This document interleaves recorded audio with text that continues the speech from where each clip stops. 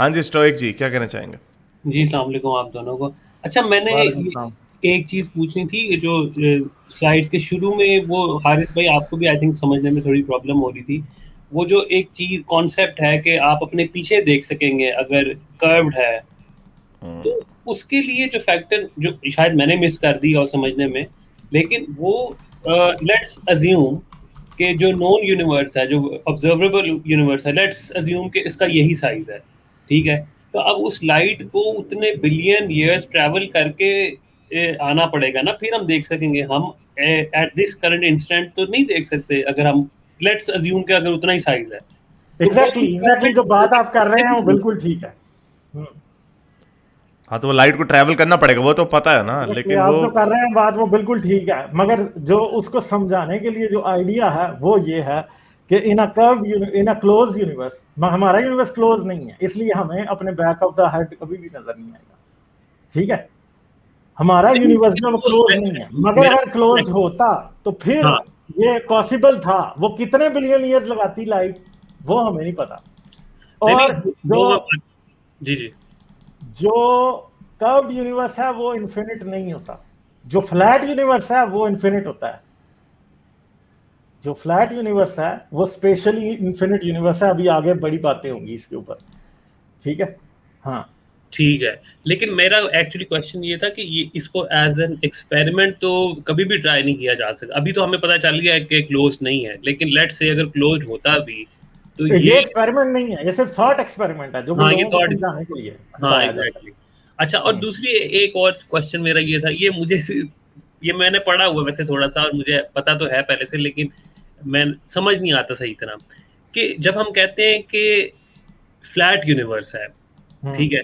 तो जो normal language हम यूज़ करते हैं, उसमें फ्लैट का मतलब हम नॉर्मली ये लेते हैं कि 2D चीज़ों को हम फ्लैट करेंगे और अगर उसमें डेप्थ का या हाइट का पर्सपेक्टिव हो, तो वो हम्म। हम उसको फ्लैट नहीं कहेंगे।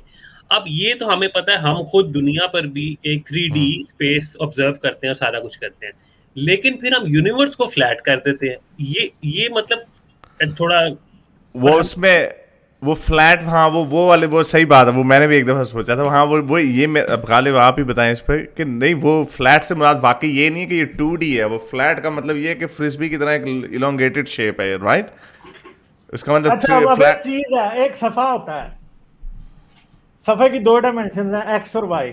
ठीक है, हाँ, सफा नहीं, मेरी बात सुने ना, मैं जरा थोड़ा सा इस कर्वेचर को इमेजिन करने में आपकी हेल्प करता हूं। एक ओके, सफा है, सफा किस डायमेंशन में?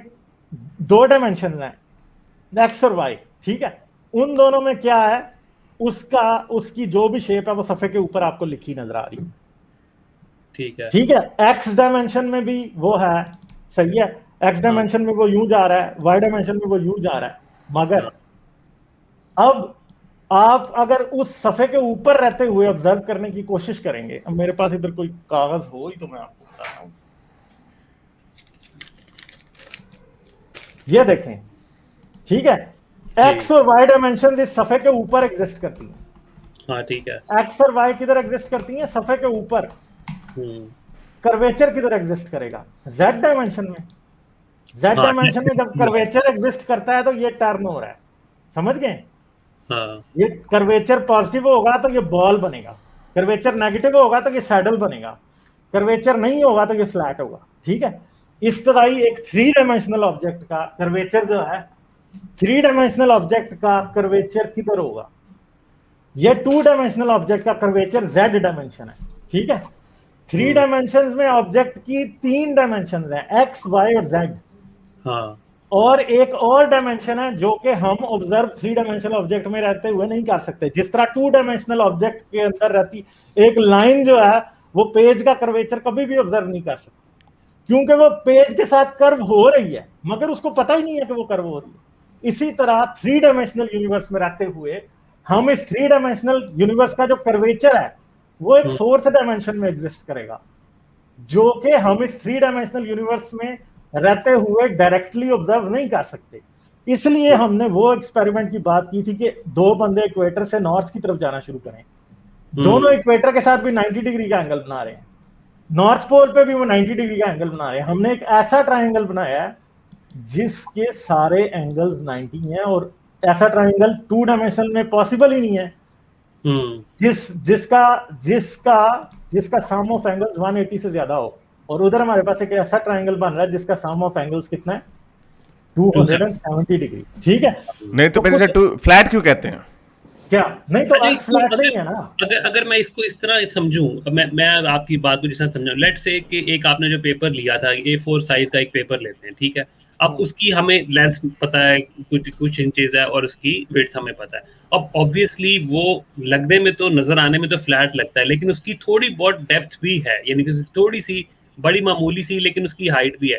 तो क्या इसको इस तरह इमेजिन किया जा सकता है कि यूनिवर्स की लेंथ और विड्थ के मुकाबले में उसकी जो डेप्थ है वो इमटेरियल है, इसलिए वो फ्लैट फ्रिस्बी, जैसे हारिस भाई ने कहा, उस तरह की एक चीज बनती है कि ज्यादा ऊपर नीचे नहीं है, बस एक ही सॉर्ट ऑफ फ्लैटिश, जैसे पेज की आपने मिसाल दी। क्या ये समझना ठीक है या इसमें फ्लॉ है जो मैंने बोला है? दोबारा बोले एक दफा। यानी कि जिस तरह पेपर, कोई भी पेपर A4 साइज का पेपर लें, हाँ। तो उसकी लेंथ और विड्थ जितनी भी है, कुछ इंचेस होगी, 6-7 इंचेस एक तरफ, 10-11 इंचेस एक तरफ।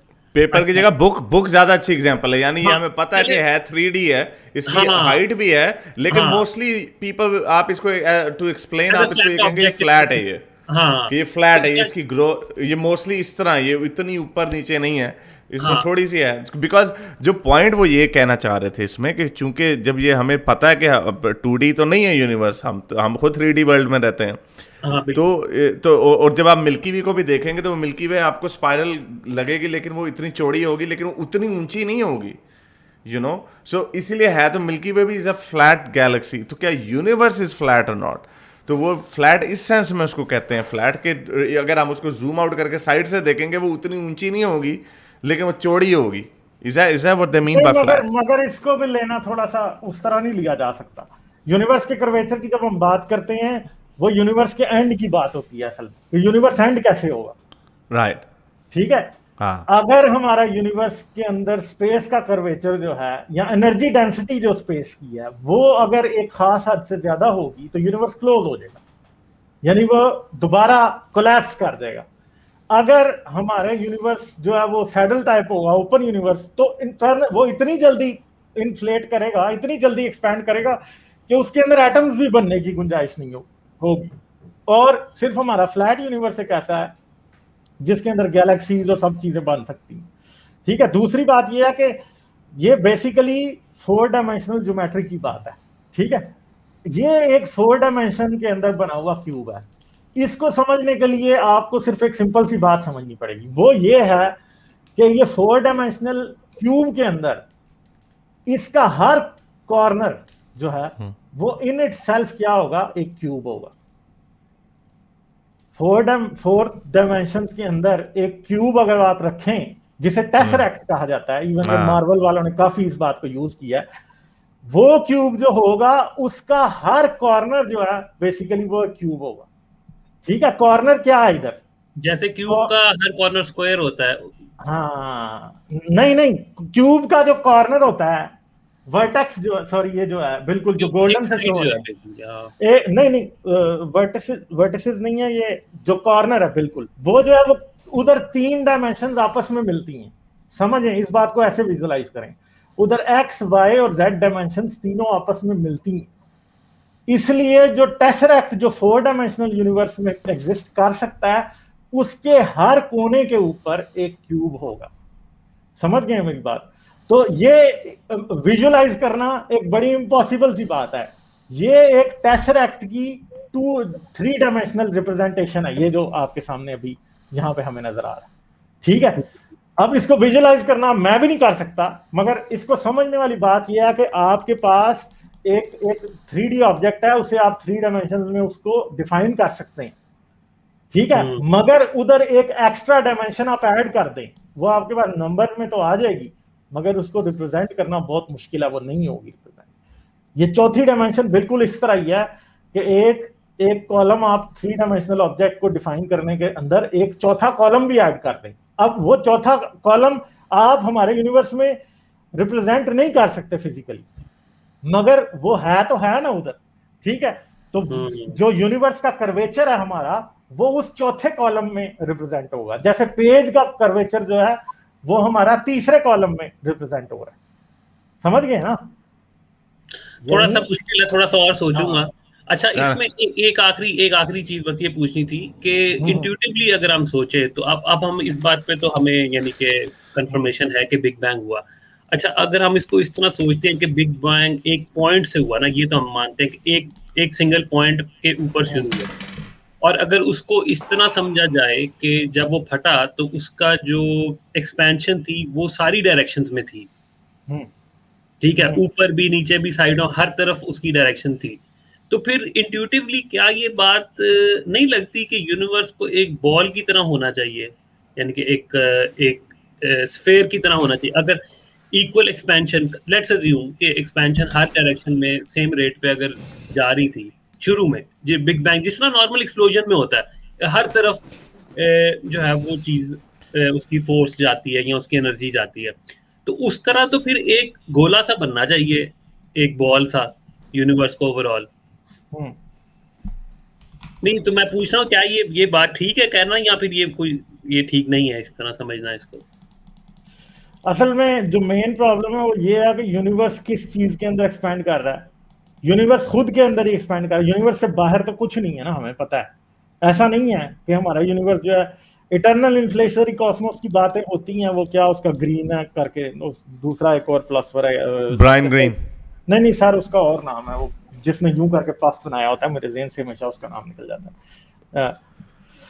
तो बेसिकली यूनिवर्स जो है एक्सपैंड एक स्फेयर की तरह हो रहा था, मोस्ट प्रॉब्ली हो रहा हो सकता है, ठीक है, मगर ये कहना कि कोई खाली स्पेस के अंदर एक स्फेयर था जो एक्सपैंड हो रहा था, ये कहना बड़ा मुश्किल काम है, क्योंकि ये तीन की तीन डायमेंशन सिर्फ यूनिवर्स के अंदर एग्जिस्ट करती है, टाइम यूनिवर्स के अंदर एग्जिस्ट करता है।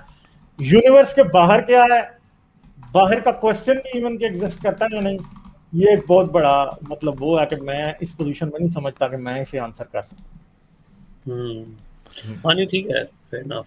But it can be, जो आपने कहा कि यूनिवर्स एक्सपैंड किधर कर रही है, वो मैं ब्रायन ग्रीन का एक छोटा सा क्लिप जो रोगन को जो मैंने आपको भेजा था मैं सुन रहा था, इसमें कुछ नहीं कहा जा सकता, मे बी इससे बाहर छोटी छोटी और यूनिवर्सिटीज हैं, so we just can't say that उसका कोई हो सकता है कितने यूनिवर्सिटीज हो, क्या पता एक्सपैंड कर रही है। मेरा पॉइंट ये था कि अगर एक पॉइंट से एक्सप्लोजन शुरू हुआ, जैसे गुब्बारा आप ले, नहीं मसला ये नहीं है ना, यूनिवर्स बिग बैंग एक पॉइंट से शुरू नहीं ना हुआ, प्रॉब्लम ये है। वो पॉइंट कौन सा था? हाँ, पॉइंट कोई नहीं था, प्रॉब्लम ये है कि बिग बैंग अभी जिस जगह आप खड़े हैं इन सब जगहों पे बिग बैंग हो रहा था।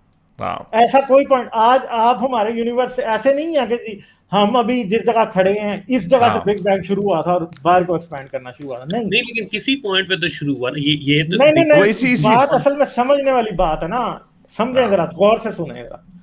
प्रॉब्लम ये है कि आज आप ऑब्जर्वेबल यूनिवर्स के किनारे पे चले जाएं 45.7 बिलियन ईयर्स लाइट ईयर्स दूर, और इधर अब मैं इधर हूं और आप उधर खड़े हैं, मैं आपसे क्वेश्चन पूछता हूं कि हम दोनों में से कौन उस पॉइंट के ज्यादा करीब है जिधर बिग बैंग हुआ था? दोनों होंगे। प्रॉब्लम यह है कि आप भी उसके उतना ही करीब थे और मैं भी उसके उतना ही करीब था, ठीक है, ये है ही नहीं है पॉसिबिलिटी के, अगर तो आप ये समझेंगे किसी एक पॉइंट पे बिग बैंग हुआ था और बिग बैंग वहां से शुरू हुआ, एक्सपेंड करते करते मिल्की वे गैलेक्सी जिस जगह वहां तक पहुंच गया, ये बात गलत है। हाँ, इसकी बेहतरीन एग्जांपल ही वही है, इसकी बेहतरीन एग्जांपल ये नहीं, ये कॉन्सेप्ट ये मुझे समझ आया सही तरीके से। इसकी बेहतरीन एग्जांपल ये है कि जैसे आप इमेजिन करें छोटा सा गुब्बारा है, वो वाकई इतना छोटा सा है, उसके ऊपर आप बैठे हैं, मैं बैठा हूं, सारी दुनिया के सारे लोग बैठे हैं, अब हम उसको फुलाने लग जाएं तो वही गुब्बारा बड़ा हो जाएगा, लेकिन एट द सेम टाइम और हम उसके ऊपर जो बैठे हुए हम फैलते जा रहे हैं, तो हर जो पॉइंट है at the start it was all at one place, और वो उसी के, और हर कोई उतना ही करीब है जितना करीब दूसरा है। Exactly. मैं बिल्कुल ये गुब्बारे वाली मुझे बड़ी अच्छी मिसाल, मुझे भी उसी से समझ आई थी, लेकिन मैं उसी को आगे उसको यूज कर रहा हूँ ना कि लेट से अभी तो हमने गुब्बारा फुलाया है, ठीक है, तो हर कोई different points of the surface of the गुब्बारा वो उतना ही दूर है जितना हम हैं या जितना कोई दूसरा पॉइंट है, लेकिन अगर उसको रिवर्स में देखें, अगर उस गुब्बारे में से हवा निकाल दें ठीक है, तो वो सारे के सारे पॉइंट्स एक जगह इस कंसेप्चुअली, और मैंने ये पढ़ा भी हुआ, आई थिंक इस तरह होता है कि कंसेप्चुअली सारे के सारे पॉइंट्स एक जगह पे कन्वर्ज कर देंगे, वही बिग बैंग है। जो दुनिया में ये जो जितनी भी एक्सपेंशन, हाँ, ये कंसेप्चुअल, या you can talk about it conceptually, लेकिन बात तो फिर वही आ जाती है ना कि वो फिर यूं होगा ना, फिर हम जो सारे गुब्बारे के ऊपर बैठे हुए हैं वो भी तो हम एक ही जगह पे आ रहे हैं ना। तो वो जगह क्या है, वो जगह हम इस, क्योंकि ये स्पेस जो हम ऑक्यूपाई करते हैं उसमें तो हम ये कंसेप्चुअलाइज कर सकते हैं ना कि वो गुब्बारा वहां से लेके वहां तक था तो यहाँ पे आके मर्ज हो जाएगा। बट इन स्पेस, क्योंकि there is no other space outside जो ये फैब्रिक ऑफ स्पेस टाइम है, देर इज नो देयर और देयर। सो यू नो, इसको थोड़ा सोचिएगा, आपको आ जाएगी समझ। एक सेकंड, मैं इस बात को कंक्लूड कर देता हूं कि देखें, प्रॉब्लम ये है कि गुब्बारा जो है, गुब्बारा क्या है, पुकाना, समझे? गुब्बारा जब फैलता है तो क्या हो रहा है, स्पेस बढ़ रहा है उसका, ठीक है। यूनिवर्स में स्पेस बढ़ रहा है, मगर प्रॉब्लम यह है कि कोई भी जगह ऐसी नहीं है जो कि स्पेस से बाहर है, और कोई भी जगह ऐसी नहीं है जो कि बिग बैंग में एक पॉइंट के ऊपर कन्वर्ज नहीं हुई थी। इसलिए ये कहना कि बिग बैंग कहाँ हो रहा था, बिग बैंग हर जगह हो रहा था। एक्सपेंशन क्या है, एक्सपेंशन जो है वो बेसिकली स्पेस की एक्सपेंशन है, वो इसी स्पेस में हो रही थी। हाँ, वो स्पेस और प्रॉब्लम ये है कि जिस तरह गुब्बारे से बाहर हवा नहीं एग्जिस्ट करती, इसीलिए यूनिवर्स से बाहर स्पेस नहीं एग्जिस्ट करता। नहीं, ये मुझे पॉइंट समझ आ गया। मेरा सिर्फ था यूनिवर्स की शेप के, क्या ये कहना, ये कंसेप्चुअली ये समझना ठीक है कि यूनिवर्स की शेप भी एक स्फेरिकल बॉल या गुब्बारे नहीं, वही तो हम पीछे डिस्कस करके आए ना कि स्फेयर नहीं है ना, वो फ्लैट है। अच्छा, चले फिर मुझे पढ़ना पड़ेगा थोड़ा। ये स्पेस पे आपको समझ आ जाए तो मुझे भी बता देना, मुझे तो नहीं आता। कोशिश करूंगा कि ये 4 डायमेंशनल जो है ना, इसके लिए कोई थोड़ा सा कोई डिफरेंट करूंगा। देखते हैं दोबारा शो से। नहीं, मैं 4 डायमेंशनल स्पेस के लिए कुछ कोशिश करूंगा कुछ। Okay, so thank you.